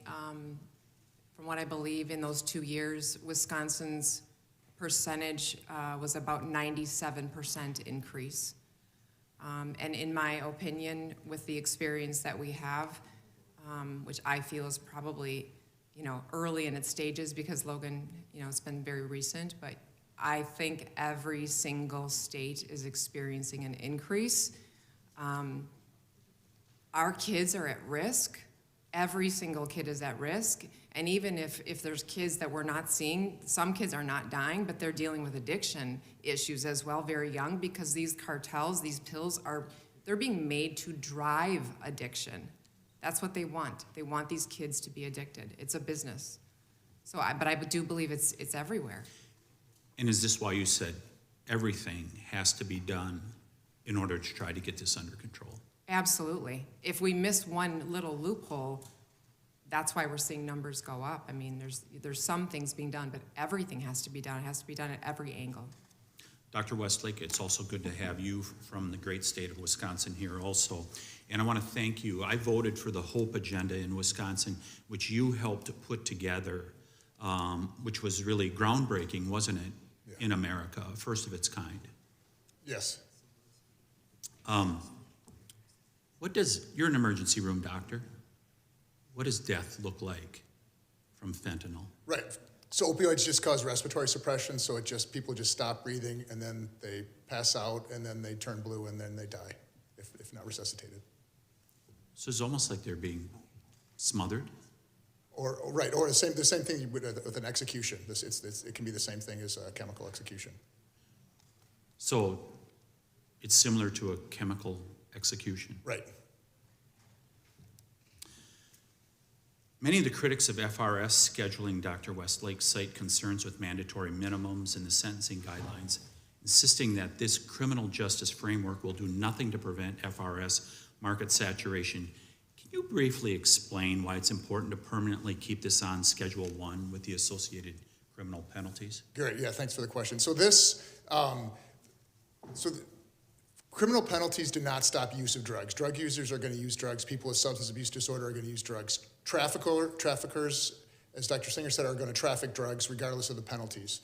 But what this does, and where this is novel, and where I think this is not some shiny object that's distracting from the purpose, this closes off the spigot of fentanyl-related substances. So this targets the legal chemical companies in China from stopping creating fentanyl-related substances. According to the GA report in 2021, it has accomplished that. There's relatively no new fentanyl-related substances being created. So you've got this big faucet of illicit fentanyl, which is a huge problem. Right now, the spigot for fentanyl-related substances is turned off, but it could reopen. And I think the 2,500 people that died in Florida from fentanyl-related substances that were legal in 2016 to 2017 would disagree that fentanyl-related substances is a shiny object. Mr. Maltz, what we basically heard from the other side is that immigration is not a problem. We didn't hear that in the testimony from Sheriff Daniels, Cochise County, Arizona, and the sheriff from Yuma County over the last month. Do you agree with the sheriffs that immigration has fostered this increase in fentanyl coming across the border? 100%. The country's being invaded. There's migrants coming from over 160 countries. They're looking to get here for a better life, many of them, okay? But we also have terrorists, we have rapists, we have sexual predators, we have criminals coming over that border every day. There's over 1 million gotaways coming into the country. Here's the problem, Congressman. The people in this town don't listen to the experts that know what they're talking about, that have been there on the border. Chairman Biggs goes down there, like many of you go down there and talk to the experts, not reading it in the Washington Post. Sir, yeah, I just need my final 15 seconds here, but thank you for that. If for no other reason, let's set aside the human trafficking and the largest human trafficking network that has been set up in the history of the world. Set it aside. We have the greatest number of people on the terror watch list come across our border, correct? Yes. Set that aside. If for no other reason, for fentanyl, we should be securing the border. I yield back. Gentleman's time's expired. Chair recognizes the gentleman from Tennessee, Mr. Cohen. Thank you, Mr. Chair. First, is it Rockwall? Mrs. Rockwall, I was here when you testified, and I'm very sorry about your son and the circumstances, your husband as well. Did the University of Wisconsin-Milwaukee, after your son's overdose, do anything to start to inform students about drugs and have some type of a public interest program there, public information? Did we Did Wisconsin-Milwaukee do anything? The university? Yes, ma'am. They did after we respectfully pushed them and continued to push them. We were able to get naloxone boxes installed across the campus for safety, and then we were also able to have them instill a freshman program so that the students were aware of what to do and the signs, et cetera, posters up, all of those kinds of things. Well, thank you for what you did. And do you know if that's been done in other colleges? In Wisconsin specifically, 90% of the University of Wisconsin system does have the naloxone boxes, and they are following suit with that. But you know, every school's different, so there's not a unified approach at this point. And as far as they have like an orientation, they tell them about drugs and warn them? Correct. Who do they have do that? Do you know? Is it a police person, or is it a community person, an athlete, or what? Not an athlete. The police are involved. In fact, actually, as we speak today, here right now, there's a program at the university today that we were supposed to speak at that our board is actually presenting for us. So there are speaking events that we are being involved in, but also the substance department of the school and the police. Thank you. I don't know who to ask the question to. Maybe Mr. Maltz, if you can not go over the top with me. I've got ear problems, but whatever. What works? Dr. Singer, you can answer this too, or Dr. Westlake. What has proven to work to reduce? Dr. Singer, you got an answer, please? Well, in many other countries, they don't have our overdose problem, even though there's a drug problem in a lot of Europe. So, for example, in Switzerland, in Germany, in Portugal, in France, in Spain, they've put much more of in Canada, they put much more of an emphasis on harm reduction.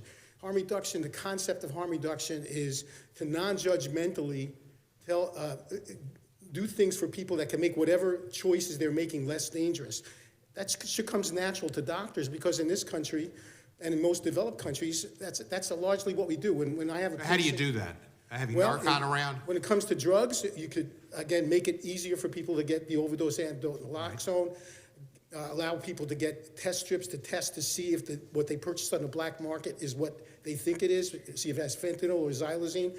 But also, there are many groups in this country that want to set up these overdose prevention centers, which have been proven there's not been one overdose taking place. There are two that are right now in defiance of federal law operating in New York City. They started in November 2021, and by April of 2022, they'd already reversed 230 overdose deaths. Those are 230 people who would have been dead. So, but they're not allowed to do that. Is that the only place they have it is in New York City? I beg your pardon? That only place that has that program is in New York? Well, in November 2021, the mayor of New York, in defiance of 21 USC Section 856, permitted a nonprofit private harm reduction organization to operate 2 overdose prevention centers, and they've been functioning, and so far the Justice Department hasn't acted on it. Okay, thank you. You know, I think all of us would like to see this reduced, eliminated if possible.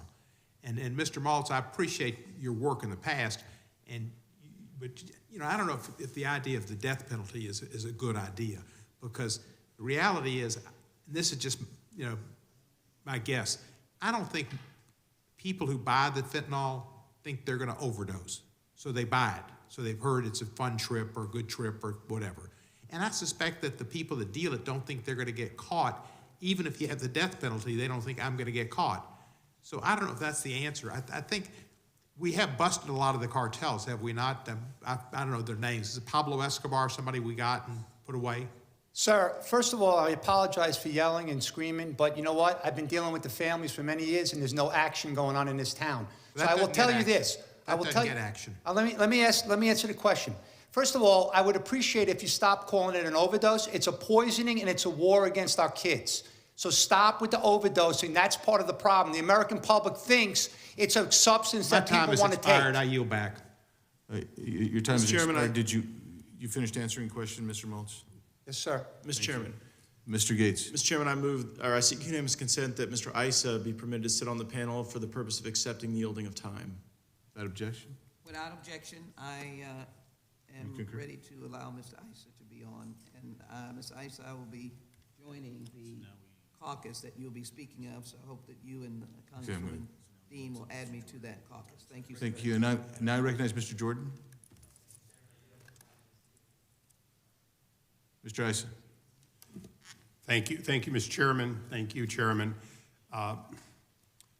The title of this hearing should be, inaction is no longer an option. And so one of the questions that you had said was you're tired of nothing happening in this town. That's because we've had inaction as we've gone from 0 to 108,000 deaths a year with fentanyl. In San Diego, we have a locker that has 147,000 pounds of deadly drug.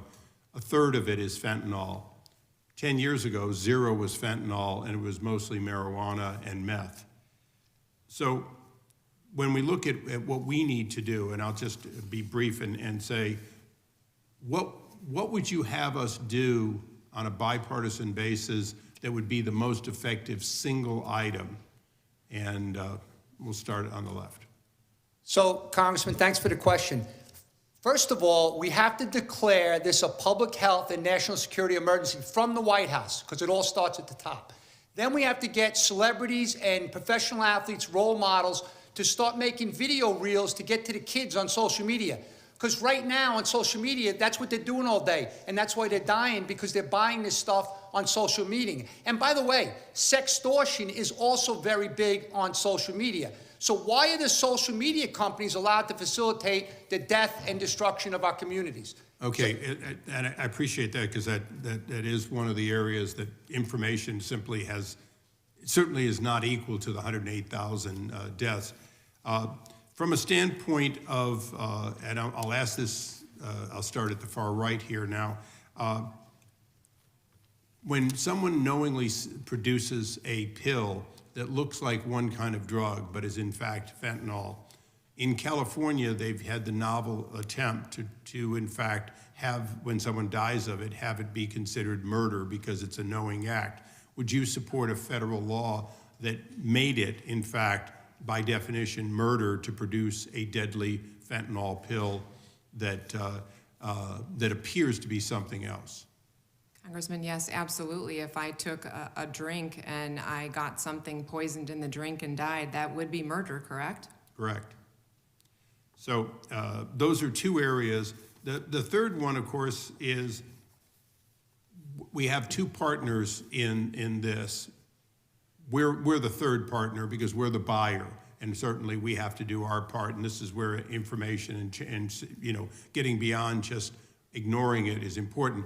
But let me just ask the two questions. Mexico is currently enjoying a gang success of billions of dollars that is corroding the variability of their government to manage their country, because the cartels have more money than the government. And that's coming out of China, where the precursors come out.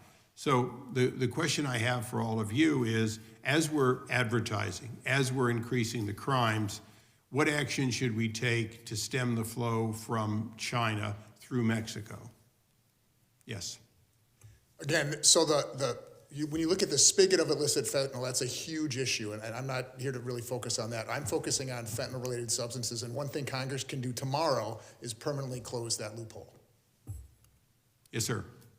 Congressman, we've been doing the same thing over and over again for 50 years since President Nixon declared war on drugs, and expecting a different result each time, and doing it even harder and causing even more people to be in prison and damaging relations with even more countries, still not going to work. I guarantee you, because we're going to probably be here in a couple of years talking about the nitazene crisis. I think we should put the emphasis and focus on making it safer for the people who are going to continue to go to the black market and use drugs by getting the government out of the way of groups that want to employ harm reduction strategies that save lives. I appreciate your view on that. I respectfully disagree. The countries that have tried it mostly have had other problems. But I do agree with one thing, which is that we have been fighting the fight for a long time. We've seen the drugs change. Ma'am, I'm going to close by saying I meet regularly with one after another parent or sibling or spouse of someone who has died from and whether they call it an overdose or a deadly poison, most of the time it's an amount that is deadly in a single pill. That is not true of other drugs. It is true of fentanyl today. And so you have my deepest sympathies for your loss, and we will, I promise, we will have action, not inaction. Mr. Chairman, thank you very much. Yield back. Thank you, Mr. Issa. Chair recognizes Mr. Kiley.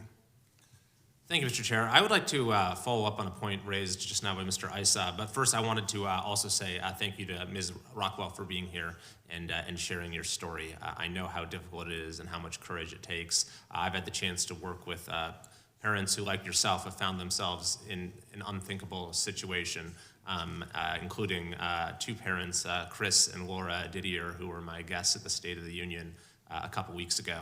And I think it's because of the power of your voice and the voices of people like the Didiers and other parents who have had that courage that the president did at least acknowledge the scale of this problem in his State of the Union address, the largest platform that he has as president. Mr. Chair, we heard from the ranking member that this is not a crime problem. And I would have to take issue with that statement. After all, we're talking about a poison that largely originates with dedicated criminal organizations and that is peddled in our communities by dealers to unsuspecting young people under false pretenses using social media or any other means at their disposal. So yes, there are multiple dimensions to this problem. First and foremost, securing the border, raising awareness, but holding criminals accountable is a very important dimension. And in that respect, we actually have some very recent news out of my district. In the last 2 days, there's been a preliminary hearing for a defendant, the drug dealer Carson Shu. His victim was a 20-year-old soon-to-be father named Cade Webb, who died of fentanyl poisoning after consuming a fake pill. Some may actually have heard about his story because he is the cousin of Logan Webb, who's the star pitcher for the San Francisco Giants, who after the tragedy used his position to share the story to raise awareness, and then other Major League Baseball players did so as well. So yesterday, the preliminary hearing concluded, and this happened to take place in Placer County, where the DA's office, led by District Attorney Morgan Geyer, has been very committed to using every tool at their disposal to get a handle on the fentanyl crisis. They've been part of public awareness campaigns like One Pill Can Kill, and they have been very aggressive in using the criminal laws to hold dealers accountable, under the belief that anyone who sells this lethal substance and doesn't care whether their customer lives or dies is guilty of murder. So in the death of Cade Webb, and in prosecuting the dealer, Carson Shu, they decided to charge him with murder, because that's what this is. And yesterday, there was a holding order in the case, and it is now going to go to trial, and this drug dealer will face murder charges for selling this lethal substance to this young man in our community. So I would just encourage prosecutors across the country to take a look at what the district attorney's office is doing under the leadership of Morgan Geyer in Placer County. Because yes, I think we need stiffer penalties, and that does need to be legislated. But there's a lot we can do under existing criminal laws. And since Placer County started being more aggressive in prosecuting dealers, law enforcement is hearing about results on the street that dealers are now wary of selling in our community. So I'd just ask the question to Mr. Maltz. You know, we've heard that this isn't a crime problem. We've heard that having stiffer penalties for the dealers isn't going to really do anything. Does that perspective resonate more with your experience, or does the perspective of the law enforcement in my district that this actually is serving as a real deterrent sound more realistic to you? Well, there's leadership in California. I know in San Diego they have Task Force 10 with the DEA and Homeland Security, other agencies, and they're prosecuting defendants for the death of these kids that are dying. But I will tell you this, I talk to DEA agents every day, and you know why they're upset right now? Because the Department of Justice is putting out more guidance and more restrictions and more requirements to charge minimum mandatory sentences for people that are killing our kids. Like, it doesn't get any simpler. If they're killing our kids, they need to feel the pain and go to jail. It's not going to stop the problem because there's so many kids addicted. Because right now in America, there's a lot of anxiety, social, depression. COVID caused a lot of this. So these kids are turning to these pills, and they have no idea what they're getting. But my thing is, they have to be told that the pills will kill you. They don't know that because they're not getting the messages. They're not watching this hearing. They're not watching mainstream media, cable news. That's why the athletes and the celebrities have to be called to the White House, and they have to participate.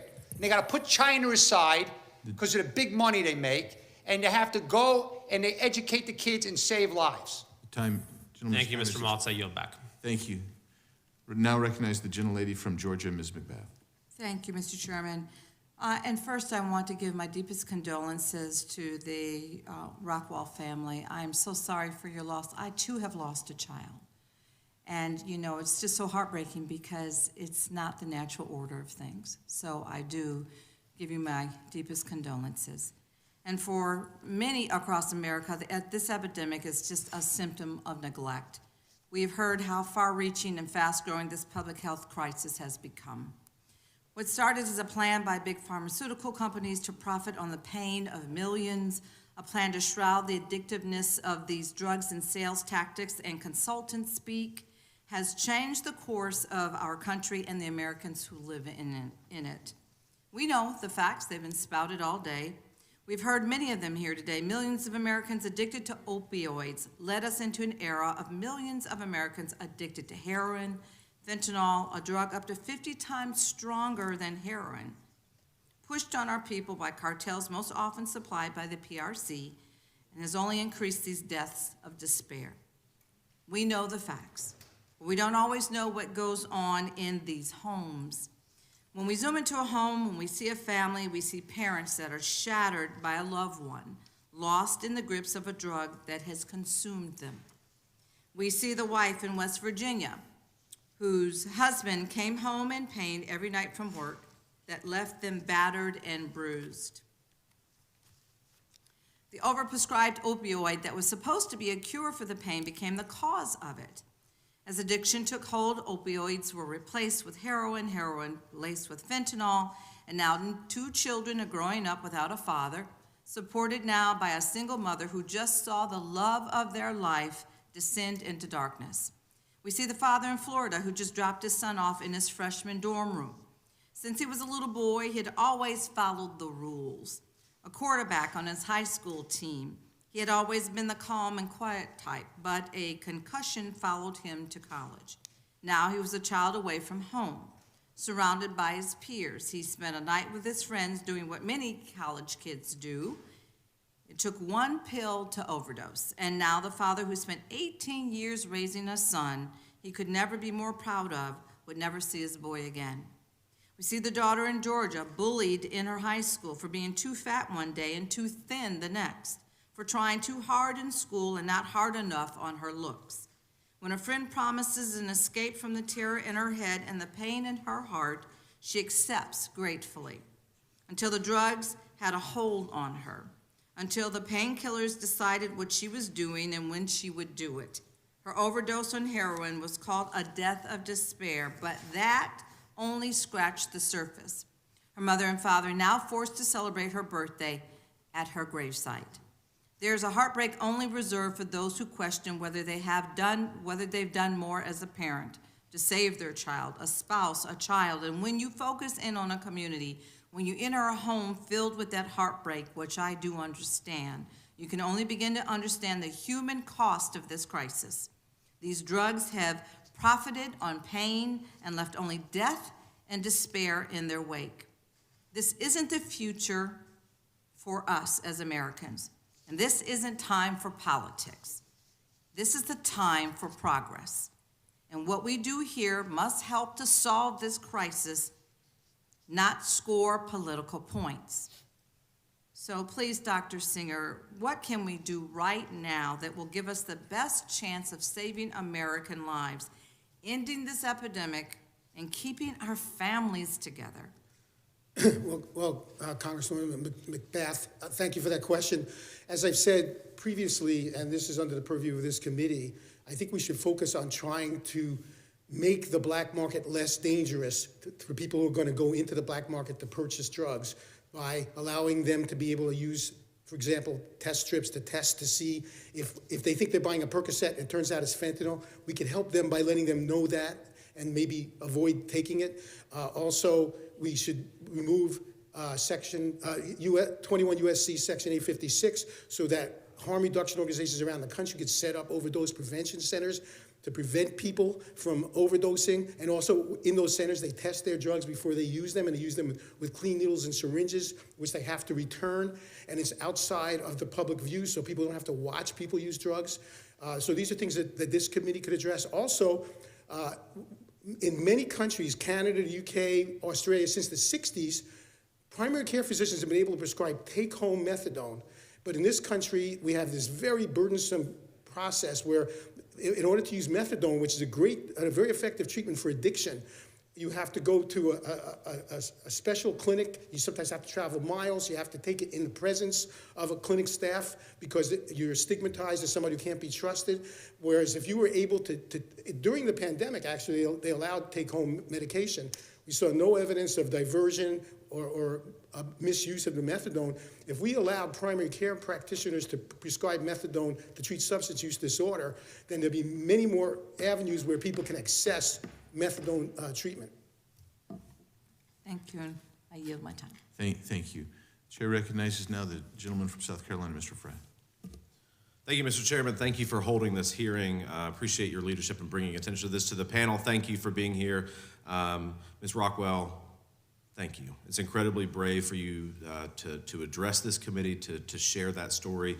When I was in the South Carolina General Assembly, I chaired the House Opioid Abuse Prevention Study Committee. We had 18 bills, record funding, a lot of great things, but we always started every field hearing with people who who were recovering, who had lost family members. To hear their stories, to hear your story today reminds me of that and how important it is to hear that story, that we start from the human element and that we remember the families back home who have suffered the most. The rise in fentanyl, I think the frustration that I have, at least up here, to the panel, is that states and local governments have really tried to address this, from an education campaign to prevention to treatment to law enforcement. That was not immune to the state of South Carolina either, as we tried to pass legislation to address it. But the frustration that I have is that we can't actually deal, and states can't, as inventive as they are, and colleges and local governments, they cannot actually deal with the problem until we deal with the source, which is fentanyl, which is China, which is the cartels. To me, to look at the numbers in South Carolina, of course, this mirrors the country. In 2017, South Carolina saw a 312% increase in fentanyl-related overdoses. From 2019 to 2021, there was 178%. Nearly 69%, according to a South Carolina Department of Health and Environmental Control, 69% of all overdoses are related to fentanyl. Those numbers back up, and those have been increasing dramatically, whereas in 2017, only 36% of overdose deaths were related to fentanyl. So we have seen this problem exacerbated. We just visited Yuma, Arizona for a field hearing where we talked to hospital systems and ranchers and residents, and they're seeing it in their communities. And of course, as we know, every state, every local government, every community is a border town at this point, given the amount of fentanyl overdoses that are taking place. Mr. Chairman, at this point, I'd like to seek unanimous consent to put the South Carolina Department of Health and Environmental Control overdose report into the record. Without objection. Thank you, Mr. Chairman. I think from the perspective of the DEA, Mr. Maltz, what are some of the firsthand experiences that you've seen or heard of your agents, of the agents of the DEA dealing with drug smugglers? What are some of the experiences that they have had in the field? Well, they're very frustrated for the lack of the support. Like I said, the Department of Justice put in added requirements to put people in jail that are killing our kids. But the real frustration that I've seen is kind of highlighted in the recent trial in New York and the conviction of Genaro Garcia Luna. He was the FBI equivalent in Mexico. The corruption is so systemic in Mexico that the cartels run the country. And now with the migrant smuggling, it's just overwhelming the resources on the border and throughout America. And so the reality is if you have a water leak in your house, the plumber comes, he shuts the main valve down. We have a fentanyl disaster in America, flooding the streets. We got to shut down the valve in Mexico. How do we do it? The best and brightest patriots in America, like some congressmen have already said, and offer support to the Mexican government to use technology to destroy these chemical production labs. Then we will see a disruption in the supply to this country. The frustration is that law enforcement is out there putting their lives on the line. They don't get the proper support. But more importantly is that it's just getting worse because the cartels are operating with impunity, working with China that wants to destroy America forever. Thank you, Mr. Chairman. I yield the remaining balance of my time to you, sir. Thank you. So some of the things that have been talked about today make me think of deterrence. What deters someone from taking a drug that's been laced with fentanyl, and what deters someone from producing and distributing fentanyl into this country? And Mr. Maltz, some people have said today, this was an early talker, cannot incarcerate our way out of this. And then they said, but we need to have tough penalties, including incarceration for those who deal the drugs. Is that a tacit admission that there is a way to deter dealers, and that would include sentencing to incarceration? Absolutely. You want to put these people in jail for the longest amount of time that are killing our kids. We're not talking about putting couriers that are just moving product. They don't even know what they're moving. You have to deal with each case separately. But for the organization that is destroying our country, they have to feel the pain. Now, I will tell you this. You asked a question about the frustration. Right now, we have hundreds lined up in Mexico for extradition. The administrator of DEA testified. We can't get them out. We want to hold them responsible for what they're doing. That's going to be a deterrent. We saw that in Colombia for years when we went after the North Valle cartel, the Medellin cartel, and everyone. So we have to have these strong punishments. Thanks, Mr. Mulch. And now recognize Ms. Lee from Florida.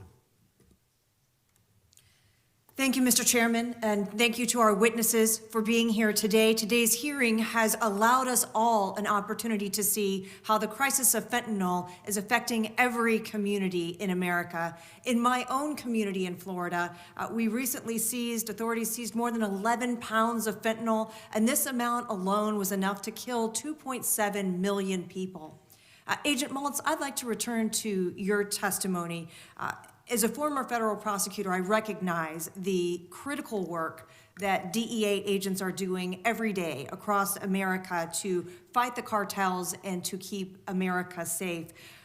One thing, a distinction that you've made here today that I think is important, I'd like for you to share with us a bit about how this problem has grown in its scope and the difference between organized crime and what you would categorize as narco-terrorists. Tell us, what is a narco-terrorist and what has led you to that conclusion? Great question. I really appreciate that because I lived this nightmare for many years, over 10 years. When I was the head of the Special Operations Division, I wasn't reading in the local newspapers. I was living it with my counterparts around the world. And so China started the synthetic bombing campaign around 2008, 2009 with K2 spice and bath salts. Please go read about it. You'll see all the catastrophes in the country from those synthetic drugs. Then around 2012, they started with the fentanyl analogs in the mail services through the internet websites. Then they started sending pure fentanyl to Mexico. They also started, of course, for years, they've been sending precursor chemicals to make methamphetamine. That's why we have tons of methamphetamine in the country. We didn't even talk about that today. That's another whole hearing. Now, in Mexico, they're using all of that money, they're building up capabilities. They're buying weapon systems. They're dropping C4 explosives on their adversaries.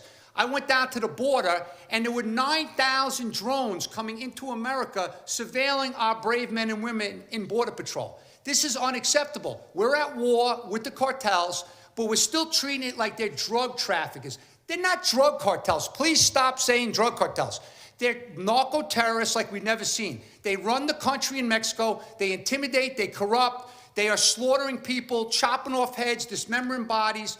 And they have arsenals. They have weapons that we don't even have, in certain countries around the world. So they have evolved. Everything's evolving. And the problem is the government is still using old talking points. This is not grandpa's opioid crisis. Okay, the pills, that's years ago. Yes, kids got addicted because of Big Pharma. Somebody said that. And Big Pharma never got held accountable because it's all about the money. Now, the cartels and China are the focus of our problem, so we need to deal with them. So, Agent Mullins, in light of that changing landscape, in light of the escalation of the severity of this type of organization, how does that change what you need and what we should be doing here in Congress to equip DEA and your law enforcement partners to fight this fight? DEA needs resources, but so does all the agencies as far as manpower. You know why? A lot of them are quitting. They're running away. They're getting jobs in the private sector because they're sick and tired of lack of action. And the boss of the DEA right now, she's running around with a one pill can kill campaign, spreading awareness like we've never seen. I go back to this committee can ask the Department of Education, what are they doing? And why is CDC not putting out timely and accurate stats on the greatest crisis to the history of this country? What's the answer to that? Because as a taxpayer, I'd like to see the CDC director, because she's already fell on the sword on the lack of reporting on COVID and the inaccuracies. How's that acceptable with all the technology we have? There's no consistency across the country. The guy in Kings County, Washington, talked about no cooler space. They're not trained. They don't have the technologies. So there's a lot of accountability that needs to be brought to the table in this town. But the DEA, they're going to continue to fight, just like Homeland Security, the FBI, ATF, the Marshals, because they get paid to save lives. The problem is it's much bigger than DEA and the law enforcement now. That's why we need to consider other options with the great patriots that work behind the scenes that could do some real good devastation. They could decimate the production labs. Why is that a bad thing? Decimate chemical production labs. And I wish there were more people over here that would listen to this, but they're not interested. They're out there doing something else. I don't know what's more important than the death of our kids. Agent Malls, another question. Can you tell us what it means when a substance is classified as Schedule 1, Schedule 2? How is that important, and what would it mean to you all in terms of the work that you're doing to try to combat this problem? Well, a third grader can understand that you don't want to put deadly substances on the street. You want to at least categorize them as Schedule 1 drugs. Fentanyl, the pharmaceutical grade fentanyl, is a Schedule 2 and needs to remain a Schedule 2. But the illicit fentanyl substances that are out there, it's like whack-a-mole. The DEA and all the agencies, they can't keep up with the way these guys are changing the different chemical compounds, and it's like, it's just so common. You just need common sense to understand that argument. They're killing our kids. We need to classify fentanyl-related substances as Schedule 1. That's not going to solve this problem, but it's something that will help. Thank you, Agent Malls. Mr. Chairman, I yield back. Thank you, and I yield 5 minutes to myself. I appreciate all of you being here and telling your story and also bringing different perspectives on this very, very critical, I view it as a national security and national health issue. When we look at this, we had several of my colleagues across the aisle talk about they gave $60 million here and $70 million there. When I go to the border and talk to Border Patrol agents who are so concerned about this problem, they say, we don't need more money, we need to be able to enforce the law. We are being denied the capacity to enforce the law. And that includes, and is because, they're being overrun. So we will go, there are whole shifts where the entire CBP agency that's supposed to be watching our border are actually working as processors at a detention facility where they won't be detained. Dr. Singer, they're not getting detained. They're being transported to wherever they want to be in the country, to the tune of over 5 million encounters, millions over the last 2 years. And then you have over 1 million, about 1.2 million known gotaways between the ports of entry. And anybody who watches will tell you it's at least 1-to-1 on the unknown gotaways. And when we showed you the video earlier today, these are young men and women dressed in camo. They don't want to be caught. They're transporting this drug across the border. And it comes up, I can tell you where it comes up from the Tohono O'odham, across the Tohono O'odham Reservation, goes out to I-8. There's loadout places there, and then from your crows fly about 30 miles from south of Phoenix. From there, it's going throughout the country. And it's finding its way into the hands of college students who really, they don't know anything about fentanyl because it's not been made a big deal. We know about it because we talk about it. So when I hear people say 90% of it is interdicted through the port of entry, no, 90% of what you catch may be in the port of entry. Of course, that data is old and out of touch. But it's coming through between the ports of entry and being disseminated widely in this country. Now, we have very little deterrence because I'm going to tell you that if these people are caught, they're caught in the Tucson sector, and they have a backpack of fentanyl, all they have to do is take that backpack off and walk a step away, and the Deputy Attorney General there, the U.S. Attorney there, is not going to prosecute that case.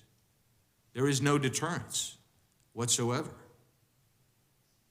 Why are they not going to? They're going to say we need, for instance, if it's marijuana, they say we have to have 400 pounds of marijuana on the person. Well, nobody can carry 400 pounds of marijuana. Same thing goes with fentanyl. Most of it's now coming in pills. It's coming in pill form because Americans want pills, and they're pressing them down south of the border, and they're disguised as pain medication, Percocet, Perc 30, whatever it is. So that's the reality of what's happening. And I appreciate, Dr. Singer, you said we want to make the black market less dangerous. But one way you make this less dangerous for the black market is to make it more dangerous for the people who are producing and distributing this drug. And so you may not be able to incarcerate yourself, your way out of this, but you better do something to either destroy the facilities, destroy the economic capacity of this group, or they're going to keep going. And I'll just tell you that right now it's a multi-billion-dollar per month industry. And we need to call them what it is. They're terrorists. We need to declare them terrorists so we can get at their money stream, because if we can get at their money stream, we will impede them and we will slow this down. That's some of what needs to happen here. As we wrap up this hearing, I hope that across the aisle, we have found some comity on where we can go to start interdicting this horrific problem. That has to happen. And I just, again, thank you, our witnesses, for being here today. And you have some documents you want to put in? Please. Before you have your concluding. Well, she wants to, not for concluding remarks, but I'll recognize you for putting documents into the record. Great.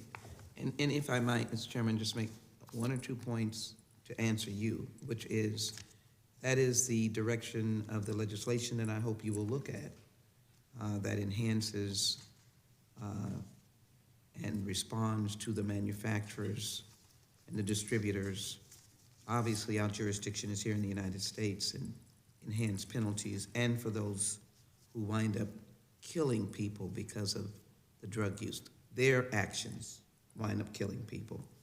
I just want to conclude on Mr. Maltz, your patriotism and your enthusiasm. I work with DA agents all the time. Those based in Houston know their work, as I do the FBI, the ATF. So let me just say that you have been heard loudly and clearly. Mrs. Rockwell, her husband, have been heard very loudly and clearly. And so legislation that I hope the chairman will look at answers all these questions, particularly your outreach, your focus major campaign, your social media, the megaphone. You want the megaphone while you're doing your work, you want the megaphone. And I do know that the DEA does some very dangerous work, particularly those who are undercover. And we want to appreciate them as well. Dr. Singer, we need your voice, and we thank you for that. We thank Dr. Westlake for being here as well. So I hope the chairman and I will have an opportunity to engage, and I want to put into the record, as unanimous consent, a letter from the Law Enforcement Action Partnership signed by a coalition of current and former law enforcement officers, judges, and public safety professionals. The statement of Jason Pye, Director, Rule of Law Initiative, Due Process Institute. A letter from Jillian E. Snyder, Policy Director of Criminal Justice and Civil Liberties at the R Street Institute. A letter from Mazen Salah, Policy Director of Integrated Harm Reduction at the R Street Institute. And number 5, a letter from a coalition of organizations in support of the TEST Act.